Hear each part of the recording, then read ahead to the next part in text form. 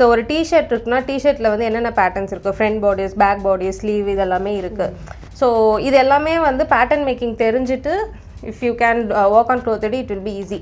So it's like கொஞ்சம் உங்களுக்கு fashion background இருந்தால் தான் க்ளோத் 3D இது பண்ணணும்னு இல்லை, பட் யூ கேன் லேர்ன். ஆனால் வந்துட்டு என்ன சொல்ல, you have to put in the effort. நீங்கள் வந்து ஸ்க்ராட்ச்லேருந்து ஆரம்பிக்க வேண்டியது வரும் உங்களுக்கு. எப்படி நம்ம வந்து அதை ட்ரா பண்ணுறோம், நெக்கு எப்படி கொண்டு வராங்க அப்படின்றது கூட நம்ம கொண்டு வர வேண்டியது இருக்கும். லைக் பேசிக்காக வந்து ஒரு டிஷர்ட்டோ ஒரு ஷர்ட்டோ எடுத்துக்கிட்டா இதில் என்னென்ன பேட்டர்ன்ஸ் இருக்குன்னு தெரியணும். மேபி லைக் டெய்லரிங்கில் இன்ட்ரெஸ்ட் இருக்கவங்க, இல்லை வந்து ஃபேஷன் டிசைன் இன்ட்ரெஸ்ட் இருக்கவங்க, தே நோ பேட்டர்ன் மேக்கிங் பண்ணால் தான் அதில் வந்து இது பண்ண முடியும். ஸோ பேசிக்லி அதில் வந்து எப்படின்னா 2D ஸ்க்ரீன் இருக்கும், 3D ஸ்க்ரீன் இருக்கும், தென் ரெண்டரிங் ஸ்க்ரீன். 2D ஸ்க்ரீனில் தான் நம்ம வந்து தே வில் மேக் பேட்டர்ன்ஸ்.